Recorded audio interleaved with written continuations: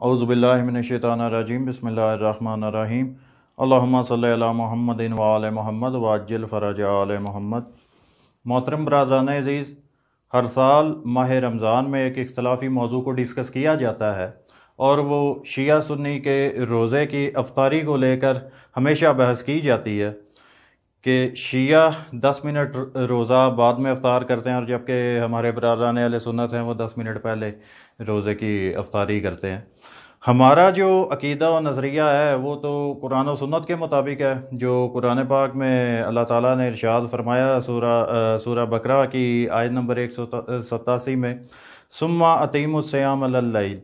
कि अपना रोज़ा पूरा करो रात हो जाने तक। और जबकि दूसरी जानिब जो हमसे पहले रोज़ा अफ्तार करते हैं वो एक ज़िद में आकर उन लोगों ने एक नज़रिया बना लिया, लेकिन इसमें उनका अपना कोई कसूर नहीं कि वो अपने अगर फ़िक़्ह की किताबों को अगर देखें तो उनको जो वक्त सही लगता है या जो उनको वक्त बताया गया उसी के मुताबिक जनाब जितने भी हमारे बरादरान हैं वो रोज़ा अफ्तार करते हैं। बहरहाल अगर हम अपने बरादरान की अहादीस की कुतब का भी अगर मुताला करें तो वो भी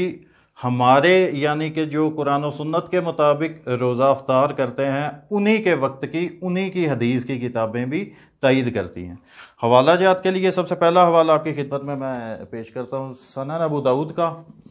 ये इस वक्त मेरे पास इसकी जिल्द 2 और सफ़ा नंबर 141 हदीस नंबर 2004। यहाँ पर लिखते हैं जी, हज़रत आसम बिन उमर रज़ी अल्लाह ताला अन्हो ने अपने बाप से बयान किया कि हजूर नबी मुकर्रम सल्लल्लाहु अलैहि वसल्लम ने फरमाया, जब इस जानिब यानी मशरिक से रात आ जाए और उस जानिब यानी मगरिब से दिन चला जाए, और मुसर्रद ने ये ज़ायद बयान किया और सूरज गरूब हो जाए तो अपना रोज़ा अफ्तार किया जाए। यानी सरकार मुस्तफ़ा सल्लल्लाहु अलैहि वसल्लम ने फरमाया कि जब मशरिक की तरफ से रात आ जाए और मगरिब की तरफ से दिन चला जाए, जो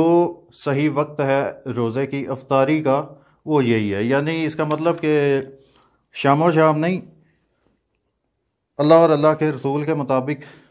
हुक्म के मुताबिक हमने रोज़ा अफ्तार करना है। अब इसके अलावा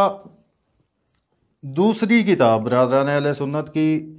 मसनद इमाम अहमद इब्न हम्बल की जिल्द नंबर 1 और इसका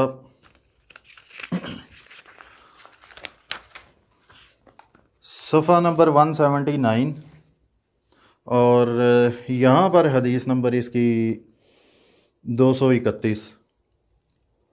हज़रत उमर फ़ारूक से मरवी है। लो जी, हज़रत उमर का नाम आ गया। हज़रत उमर फ़ारूक से मरवी है कि जनाब रसूलुल्लाह सल्लल्लाहु अलैहि वसल्लम ने इरशाद फरमाया, जब रात आ जाए और दिन चला जाए और सूरज गरूब हो जाए और तुम्हें रोज़ा अफ्तार कर लेना चाहिए। मशरिक और मगरिब मुराद, या के ब्रैकेट में उन्होंने लिखा हुआ है जो मुतरजम है इस किताब के। तो जी हज़रत उमर भी यही फरमा रहे हैं कि सरकार मुस्तफ़ा सल्लल्लाहु अलैहि वसल्लम ने फरमाया, जब रात आ जाए और दिन चला जाए। अब यहाँ पर भी यही नतीजा निकलता है कि शामो शाम नहीं। अब बरादरान अहले सुन्नत की जो रूए अर्ज़ पर हदीस की सबसे पहली किताब अल मुअत्ता इमाम मालिक, इसकी जिल्द नंबर इसकी जिल्द एक ही है और सफ़ा नंबर 200 पर। अब ज़रा मज़ीद गौर फरमाइएगा। हुमैद बिन अब्दुर्रहमान से रिवायत है कि हज़रत उमर बिन ख़त्ताब और हज़रत उस्मान बिन अफ़्फ़ान नमाज पढ़ते थे मगरिब की रमज़ान में, जब स्याही होती थी पछान की तरफ, फिर नमाज के रोज़ा खोलते थे। यानी उमर बिन ख़त्ताब और उस्मान बिन अफ़्फ़ान ये मगरिब की नमाज अदा करके روزہ افطار کرتے تھے، یعنی اس سے بھی مراد یہی ہے کہ جب مشرق کی طرف سے اندھیرا چھا جائے اور مغرب کی طرف سے سورج بالکل غروب ہو جائے، یعنی حضرت عمر اور حضرت عثمان بھی شام و شام روزہ افطار نہیں کیا کرتے تھے۔ اس حدیث کا بھی یہی خلاصہ اور نتیجہ بھی ہے۔ تو لہٰذا جو شیعوں کا جو روزہ افطار کرنے کا وقت ہے، قرآن و حدیث کے مطابق، شیعوں کے مطابق ہی حضرت عمر اور حضرت عثمان بھی روزہ افطار کیا کرتے تھے۔ اب ہمیں مزید قرآن پاک میں سے یہ بھی دیکھنا ہے کہ جو شخص روزہ افطار کرنے میں زیادہ جلدی کرے اس کے لیے قرآن پاک میں کیا حکم ہے۔ تفسیر دور منصور جلال الدین سیوطی کی، اس کی جلد نمبر 1 اور اس کا صفحہ نمبر 523 پہ وہی قرآن پاک کی آیت مبارکہ ہے، ثم اتموا الصیام الی اللیل۔ اب یہاں پر ایک روایت ہے، یہ تھوڑی سی لمبی ہے، جہاں سے میں نے ہائی لائٹ کیا ہوا ہے میں وہاں سے آپ کو پڑھ کے سنا دیتا ہوں، باقی آپ اس کو پاؤز کر کے پورے تفصیل کے ساتھ پڑھ سکتے ہیں۔ اب یہ سرکار مصطفیٰ صلی اللہ علیہ وسلم بیان فرما رہے ہیں کہ انہوں نے یہ دوزگیوں کی آواز سنی، یعنی سرکار مصطفیٰ صلی اللہ علیہ وسلم نے، پھر وہ مجھے لے کر چلے تو ایسی قوم کے پاس پہنچا جو سینوں کے بل لیٹے ہوئے تھے، ان کی بانچھیں پھٹی ہوئی تھیں، ان کی بانچھوں سے خون بہہ رہا تھا۔ میں نے پوچھا یہ کون لوگ ہیں؟ بتایا کہ یہ وہ لوگ ہیں جو روزہ کھولنے سے پہلے روزہ کھول لیتے تھے۔ محترم برادران عزیز، جب یہ آپ اس پوری روایت کو خود پڑھ لیں گے آپ کو یہ اندازہ ہوگا کہ اتنی بڑی سزا جو سرکار مصطفیٰ صلی اللہ علیہ وسلم سے یہ مروی روایت ہے کہ اتنی بڑی سزا جو وقت سے پہلے روزہ کھول لیا کرتے تھے ان کی سزا کیا ہے، یعنی شام و شام۔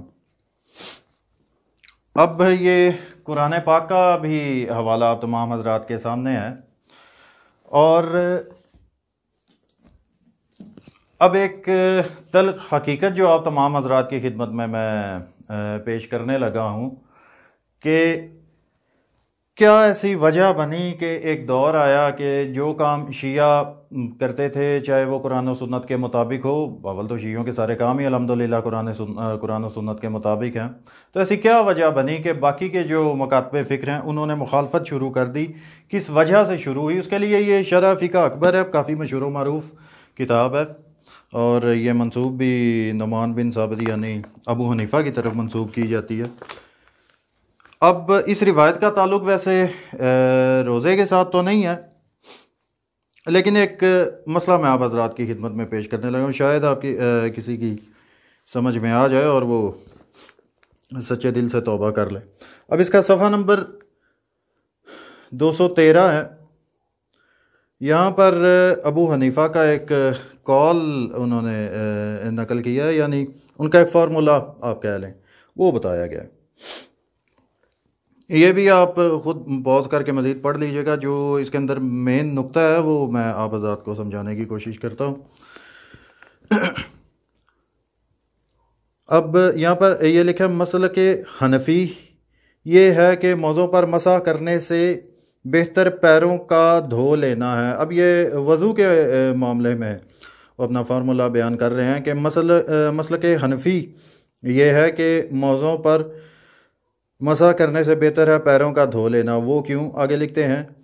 لیکن جب بد مذہبوں نے سختی کے ساتھ انکار کیا تو مسح کرنا اہل سنت و جماعت کی علامت، اور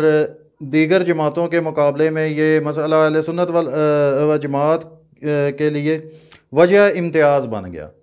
واضح رہے کہ حضرت امام اعظم یعنی ابو حنیفہ نے اہل سنت و جماعت کی جو علامتیں بتائیں یہ کوفے کے حالات کے پیش نظر تھی، کیونکہ اس وقت وہاں رافضیوں کی اکثریت تھی۔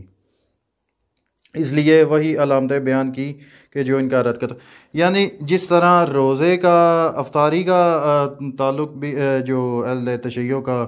نظریہ ہے جو قرآن و سنت کے مطابق ہے، اسی طرح ہی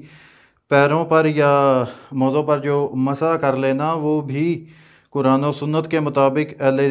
تشیع حضرات کا عمل ہے، یعنی شیعہ حضرات اس معاملے میں بھی قرآن و سنت کے پر عمل کرتے ہیں، لیکن فقہ حنفی کی جو بنیاد رکھنے والے امام ابو حنیفہ صاحب تھے ان کے مطابق اس چیز کو رد کر دیا گیا، کیونکہ یہ شیعہ کرتے تھے قرآن و سنت کے مطابق، تو اس لیے انہوں نے ایک نیا مسئلہ اس معاملے میں ایجاد کیا کہ ہر وہ کام کرنا ہے جو شیعہ کرتے ہیں، چاہے وہ قرآن و سنت کے مطابق بھی ہو۔ جب میں پہلے عرض کر چکا ہوں کہ شیعوں کا الحمدللہ ہر عمل قرآن و سنت کے مطابق ہے، لیکن جو باقی کے مکاتب فکر ہیں یا جب باقی کے مکاتب فکر نے جب ابتداء ہوئے تو انہوں نے ہر وہ ہتھ کنڈا اپنایا جو قرآن و سنت کے مطابق شیعہ حضرات کیا کرتے تھے، یعنی بغض شیعہ میں، شیعہ کی مخالفت میں باقی مکاتب فکر نے قرآن و حدیث کو بھی چھوڑ دیا۔ اب یہاں پر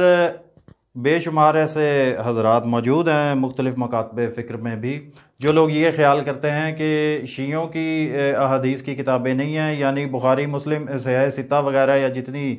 دیگر احادیث کی کتابیں صرف روئے زمین پر وہی احادیث کی کتابیں ہیں اور شیعہ انہی احادیث کی کتابوں کے حوالہ جات کوٹ کرتے ہیں۔ نہیں، ایسا بالکل بھی نہیں ہے۔ جن کے گھر میں دین نازل ہوا، جن کے گھر میں قرآن نازل ہوا، جن کے گھر میں وحی نازل ہوئی، ان کے جو فرامین ہیں یعنی ائمہ اہل بیت علیہ السلام کے، وہ برادران اہل سنت یا باقی مکاتب فکر کی کتابوں میں نہیں ملتے، یعنی جو وارثان دین تھے ان سے دین نہیں لیا گیا، شیعوں کے سوا کسی نے ان سے دین نہیں لیا۔ ان کی بھی احادیث کی کتابیں ایسے جو شیعوں کی احادیث کی کتابیں ہیں وہ بھی موجود ہیں، لیکن شیعوں کی جو حدیث کی کتابیں ان کا صحیح ستہ اور دیگر اہل سنت کی جو یہ بڑی بڑی کتابیں ہیں کوئی تعلق نہیں ہے شیعوں کا۔ شیعوں کا جو کتب اربعہ جیسے صحیح ستہ، اسی طرح شیعوں کی جو 4 بڑی کتابیں ہیں الکافی وغیرہ، اس کے علاوہ من لا یازر الفقی، اس کے علاوہ تہذیب الاحکام، الاستبصار، اس میں ائمہ اہل بیت علیہ السلام سے ہی دین لیا گیا ہے۔ تو اب آنے والے وقتوں میں انشاءاللہ ائمہ اہل بیت علیہ السلام یعنی جو وارثان دین ہیں، دین کے تمام مسئلوں کے معاملے میں جو ان کے احکامات ہیں جو سرکار مصطفیٰ صلی اللہ علیہ وسلم کے فرمان کے مطابق اور اللہ تعالیٰ کے فرمان کے مطابق ہیں، وہ آپ تمام حضرات کی خدمت میں پیش کروں گا تاکہ ان لوگوں کو بھی علم ہو سکے جو لوگ تعلیمات اسلام سے اور تعلیمات اہل بیت علیہ السلام سے دور ہیں۔ وما علینا الا البلاغ۔